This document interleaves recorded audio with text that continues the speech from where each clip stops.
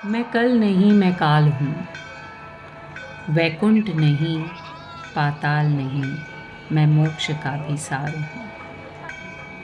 मैं वो पवित्र रोक्ष हूँ, मैं ही तो अघोर हूँ। मैं शिव हूँ, मैं शिव हूँ, मैं शिव हूँ।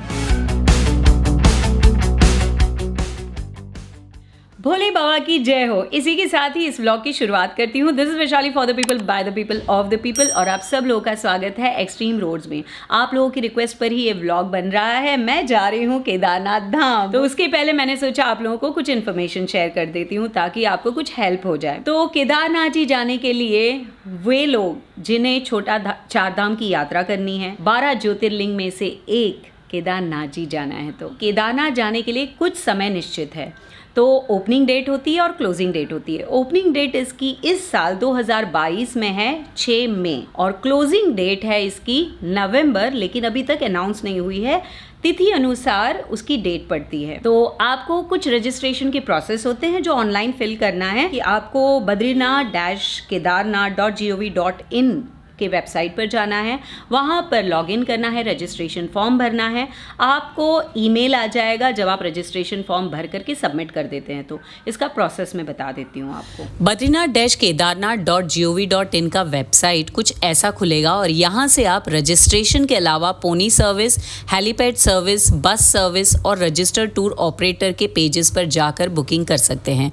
इसके पहले आपको चार धाम की यात्रा करनी है तो आपको रजिस्ट्रेशन मैंडेटरी है। उसके लिए आप रजिस्ट्रेशन प्रोसेस के लिए विजिट हियर पर क्लिक कीजिए तो एक पेज ओपन होगा और वो पेज है registration&touristcare.uk.gov.in और यहाँ पर आप रजिस्ट्रेशन करके लॉगिन करिएगा। रजिस्ट्रेशन का प्रोसेस कुछ ऐसा है। आपको आपका नाम एंटर करना है, आपका मोबाइल नंबर, आपका पासवर्ड और आपका पासवर्ड फिर एक बार कंफर्म करना है और उसके बाद आप साइन अप कीजिएगा। अगर आप इंडिविजुअल हैं तो इंडिविजुअल पे क्लिक कीजिए, फैमिली है तो फैमिली पे और टूर ऑपरेटर है तो टूर ऑपरेटर। अब आपका यहाँ पे मेरा नंबर है, मेरा ऑलरेडी साइंड इन है इसीलिए मेरा नंबर और यहाँ पर पासवर्ड भी है। कैप्चा आपको एंटर करना है और जैसे ही आप कैप्चा एंटर करते हैं आप अपने लॉगिन हो जाते हैं। अब क्रिएट मैनेज टूर इन्फो आ रहा है यहाँ पर, तो वहाँ पर आप क्लिक कर लीजिए। क्लिक करने के बाद यहाँ पर आपको ऐड न्यू टूर आ रहा है, वहाँ पर आप चले जाइए। अब प्लान योर टूर करना है तो आपको सिलेक्ट टूर टाइप, तो चार धाम की यात्रा। अब टूर नेम आप चार धाम लिख सकते हैं। उसके बाद सिलेक्ट टूर ड्यूरेशन, आपको डेट मेंशन करनी है। जैसे अगर मैं 3 तारीख को निकल रही हूँ तो उस तारीख से लेकर के जिस तारीख तक की आपको डेट मेंशन करनी है। नंबर ऑफ़ टूरिस्ट, तो जैसे हम 2 लोग जा रहे हैं। अब चार धाम के डेस्टिनेशंस आपको मेंशन करने हैं। Plan your destination. अगर आप यमुनोत्री, गंगोत्री, केदारनाथ, बद्रीनाथ जाना चाहते हैं तो उस तरीके से आप क्लिक करके सिलेक्ट कर लीजिए। हेमकुंड साहब के लिए भी सिलेक्ट कर सकते हैं। फिर सिलेक्ट डेट ऑफ टूर, जिन जगहों का आपने नाम मेंशन किया है उस जगह की आप डेट मेंशन कर दीजिए और उसके उपरांत आपको उस पेज को सेव कर लेना है। सेव करने के बाद आपको ग्रुप आईडी मिल जाएगा और आपका कुछ पेज इस तरीके से दिखेगा। अब हो सकता है कि एक और यात्री ऐड हो जाए तो आप ऐड पिलग्रिम में जा कर के उस पेज को आप ओपन कीजिए और सारा अगेन रजिस्ट्रेशन फॉर्म फिल कीजिए। जो भी व्यक्ति हैं उनका नाम, उनका age, gender, mobile number, email address, किस कंट्री से बिलोंग करते हैं और address, city, district name, state और उसके उपरांत आप कॉन्टैक्ट पर्सन का नाम, कोई भी इमरजेंसी में जिनको कॉन्टैक्ट कर सकते हैं उनका भी नंबर आप दे दीजिए और रिलेशन क्या है वो मेंशन करना है। अगर आप डॉक्टर हैं तो काइंडली उसे क्लिक कीजिएगा। फिर आपका मोड ऑफ ट्रैवल क्या है वो आप सिलेक्ट कर सकते हैं, चाहे आप बस से आ रहे हैं, प्राइवेट कार से, टैक्सी से, हेलीकॉप्टर से, 2 व्हीलर से या आप यात्रा कर रहे हैं पैदल। तो मैं सिलेक्ट कर लेती हूँ प्राइवेट कार। उसके बाद आपको अगर ड्राइवर का नाम है तो वो दें या तो आपका व्हीकल नंबर आप मेंशन कर दीजिएगा।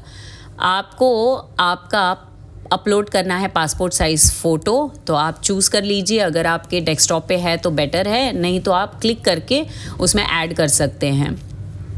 अब आप identity proof, Aadhaar card, pan card, passport या वोटर आईडी का प्रूफ आप अपलोड कर सकते हैं। और इसके बाद आपको आर यू कोविड-19 वैक्सीनेटेड, काइंडली आप उस पर टिक मार्क कीजिए अगर आपने डबल डोज ले लिया है तो। फिर आपका ये पूरा फॉर्म फिल हो जाएगा। तो रजिस्ट्रेशन की प्रक्रिया आपकी ऐसे कंप्लीट होती है और आपको ईमेल आ जाएगा कंफर्मेशन आईडी का।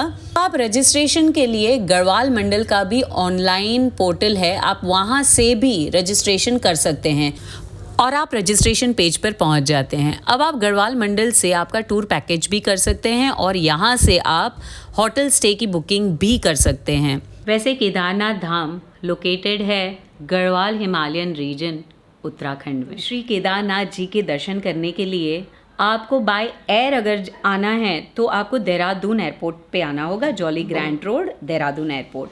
और रोज़ की फ़्लाइट चलती है दिल्ली से, और उसके अलावा बाकी और शहरों से भी चलती हैं, तो आप देख लीजिएगा। और वहाँ से 240 किलोमीटर के आसपास का रास्ता है बाई रोड। और आप अगर ट्रेन से आते हैं तो आपको ऋषिकेश आए तो ज़्यादा बेटर है, अदरवाइज़ आप हरिद्वार या ऋषिकेश दोनों में से एक ऑप्ट कर सकते हैं। वहाँ से आपको बसेस भी मिल जाएगी, रेंट कार भी मिल जाएंगी, आपको शेयरिंग टैक्सीज भी मिल जाएंगी केदारनाथ जी जाने के लिए। हरिद्वार में बस स्टैंड है और उसी के आसपास आप लोगों को जो है छोटी 4 व्हीलर SUVs लाइक सुमो ये सब मिल जाएंगी।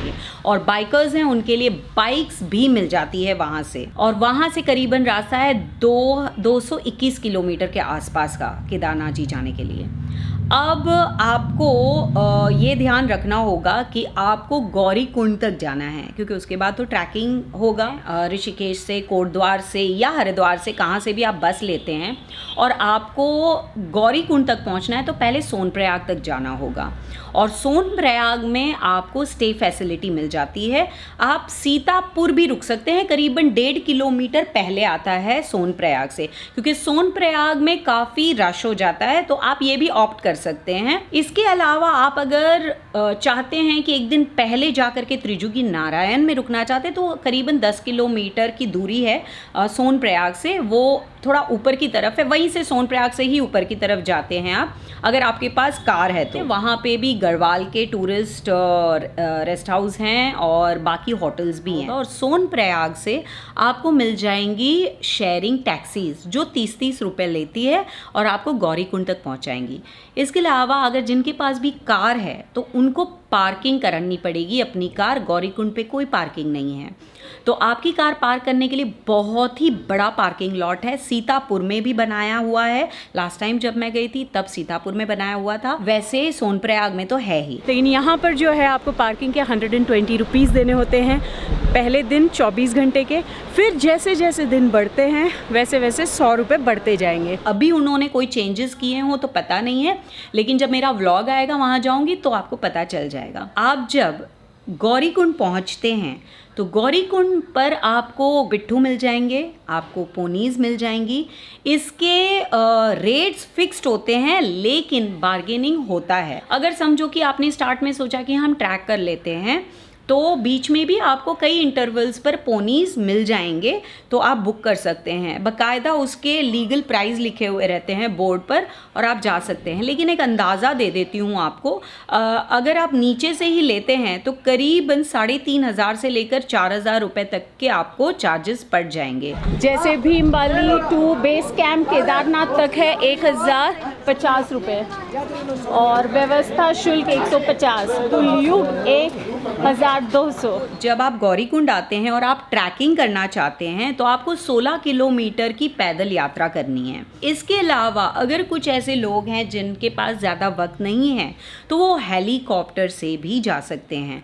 हेलीकॉप्टर के लिए भी आप ऑनलाइन बुकिंग कर सकते हैं और वेबसाइट की लिंक पे आप जाएंगे तो आप ऑनलाइन बुकिंग कर सकते हैं। अगर आप सोनप्रयाग तक आ गए हैं तो आप फाटा से ले सकते हैं और फाटा थोड़ा सोनप्रयाग से पहले आता है और वहाँ से आप हेलीकॉप्टर राइड ले सकते हैं केदारनाथ धाम जाने के लिए। उसका टू एंड फ्रो चार्जेस है, वैसे सिंगल भी चार्जेस होते हैं लेकिन अभी ऑनलाइन टू एंड फ्रो ही दिए गए हैं। और अगर आप समझो गुप्त काशी में हैं तो आप वहाँ से भी आप हेलीकॉप्टर ले सकते हैं केदारनाथ धाम जाने के लिए। उसके चार्जेस है करीबन 7,500 के आसपास टू एंड फ्रो।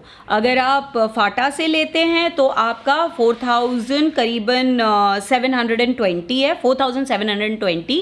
एंड आप अगर सेरसी से जाते हैं तो करीबन आपका पड़ जाता है 4,600 के आसपास। अब आते हैं dhabas, restaurants, facilities, hotel stay facilities. आप सोनप्रयाग में भी होटल स्टे ले सकते हैं, सीतापुर में भी होटल स्टे ले सकते हैं, त्रिजुगी नारायण में भी होटल स्टे ले सकते हैं।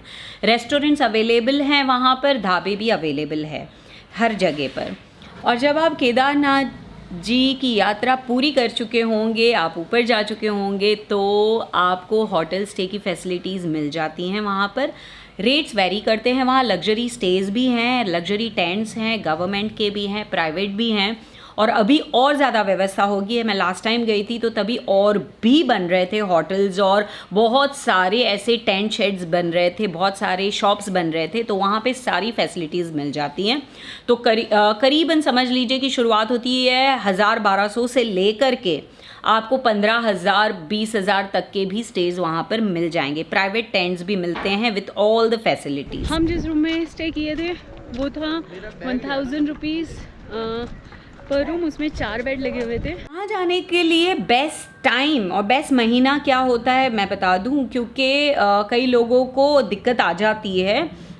मई से लेकर नवंबर तक तो डेट्स हैं जो आप जा सकते हैं, लेकिन मई से जून के बीच में जाएंगे तो ज़्यादा बेटर रहेगा, थोड़ी ठंड ज़्यादा रहेगी। और बाकी सितंबर टू नवंबर के बीच में आप जा सकते हैं, मॉडरेट क्लाइमेट होता है। ऊपर ठंड होती है लेकिन नीचे मॉडरेट क्लाइमेट होता है। जुलाई और अगस्त में मॉनसून का महीना होता है और लैंडस्लाइड्स के चांसेस बहुत होते हैं, तो रास्ता बंद हो सकता है और आपको दिक्कत आ सकती है। कुछ डूज हैं और कुछ डोंट्स है जो आपको ध्यान में रखना है जब आप केदारनाथ जी की यात्रा करते हैं। तो डूज में ये है कि आप भूलिएगा मत कि राउंड द क्लॉक ऊपर केदारनाथ धाम तक आप जाते हैं तो ठंड होती है।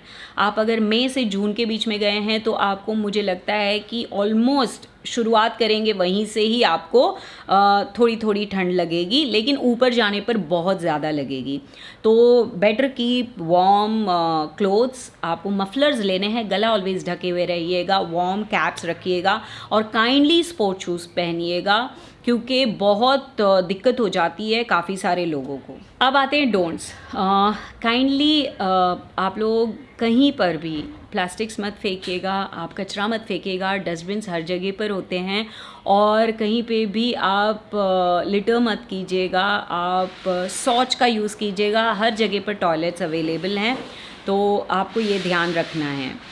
और हाँ, पोनीज़ जाते हैं तो इसका भी ध्यान रखिएगा कि जिस तरफ पोनी जाते हैं आपको दूसरी तरफ रहना है। और पोनीज़ नॉर्मली पहाड़ मतलब खाई की तरफ होते हैं और आप लोगों को रहना है पहाड़ की तरफ, तो इस चीज़ का भी ध्यान रखिएगा आप लोग। जो लोग साड़ी पहन करके जाते हैं काइंडली आप अवॉइड कीजिए साड़ी, क्योंकि आपको काफ़ी दिक्कत आ सकती है ट्रैक करने में।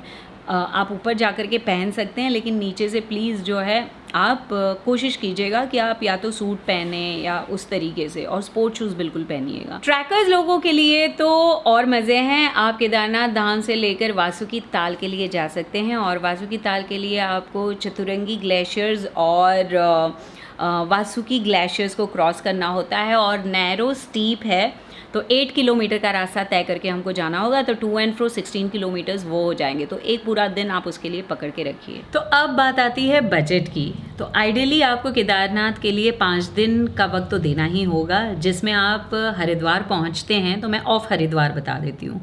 तो हरिद्वार पहुंचते हैं, बजट टूर करना है आपको, तो पहले दिन आप हरिद्वार रुकेंगे, दूसरे दिन आप सोनप्रयाग रुकेंगे, तीसरे दिन आप केदारनाथ धाम पर रुकेंगे, चौथे दिन भी आप चाहें तो केदारनाथ धाम रुक सकते हैं, रुकना भी चाहिए, थोड़ा मज़ा अगर लेना है वहाँ का तो। लेकिन नॉर्मली लोग एक ही रात रुकते हैं और फिर दूसरे दिन निकल आते हैं। अगर आप वासुकीताल रुकना जाना चाहते हैं तो आपको 2 रात तो रुकना ही होगा, तो करीब 5 दिन तो पकड़ के चलिए।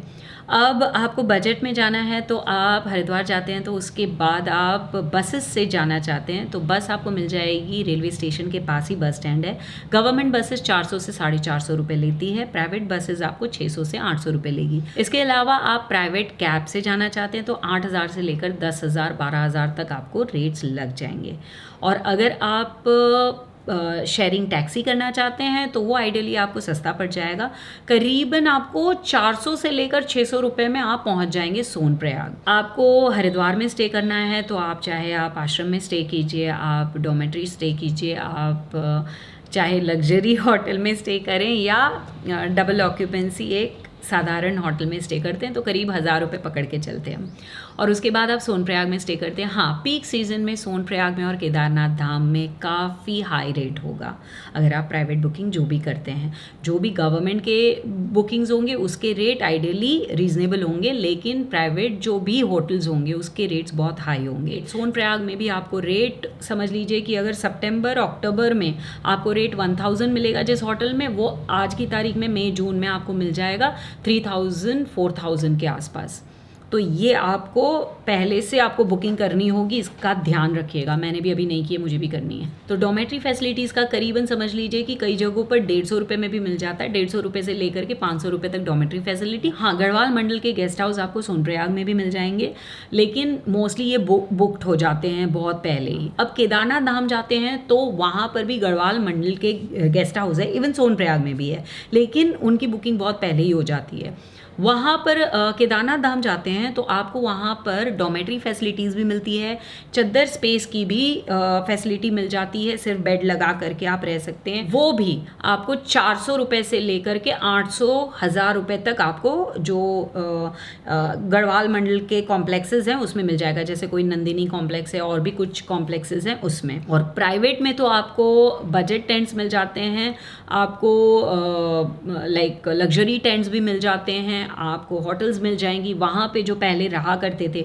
उनके भी अपने जो घर हैं वो भी आपको स्टे के लिए मिल जाते हैं। कई जगहों पर आपको गर्म पानी की फैसिलिटीज़ मिलेगी नहीं मिलेगी पहले ही चेक कर लीजिएगा। हाँ, वो लोग खुद गर्म करके दे देते हैं, गीज़र्स हर एक में अवेलेबल नहीं होता है। मई जून पीक सीज़न एंड सितंबर अक्टूबर ऑफ सीज़न। तो बजट में आइडियली 5 दिन का हम अगर स्टे पकड़ के चलते हैं तो stay plus two and fro ये सब पकड़ करके आपका करीबन 7-8 हज़ार से लेकर के 10,000 रुपये तक का आपका खर्चा हो जाएगा। और खाना पीना और ये सब अगर पकड़ के चलते हैं तो आइडियली उसी हिसाब से आपका चार्जेस होगा। और हाँ, जब हम केदारनाथ धाम के लिए जाते हैं यात्रा के टाइम पर आपको काफ़ी सारे ढाबे मिल जाएंगे, आलू पराठा से लेकर मैगी से लेकर के फ्रूट से लेकर के नींबू पानी से लेकर वाटर एवरीथिंग। बस खाना पीना खाते हुए मज़े करते हुए मंदाकिनी रिवर का नज़ारा देखते हुए केदारनाथ धाम की यात्रा करेंगे। जय भोले बाबा की। धाम में बाकी सब जगह पे तो लंगर नहीं मिलेगी, लेकिन हाँ केदारनाथ धाम जाते हैं तो वहीं पर ललित बाबा आश्रम में आप करो मैं आप लोगों से अब मुलाकात होगी केदारनाथ धाम से डायरेक्ट पट खुलने के दिन। तो 6 तारीख को पट खुल रहा है और 5 तारीख को मैंने डेट फिक्स की है और मैं पालकी लेकर के जाऊंगी केदारनाथ धाम तक। तो रुके रहिएगा, वो व्लॉग भी देखिएगा, जल्द आने वाला है। सो इसी के साथ ही this Vaishali for the people by the people of the people. और मैंने कोशिश की कि आपको मैं सारी इन्फॉर्मेशन दूँ इस व्लॉग के द्वारा, शायद आपको कुछ हेल्प मिल जाए। तो thank you very much for staying till end. Tata bye bye. जय भोले बाबा की।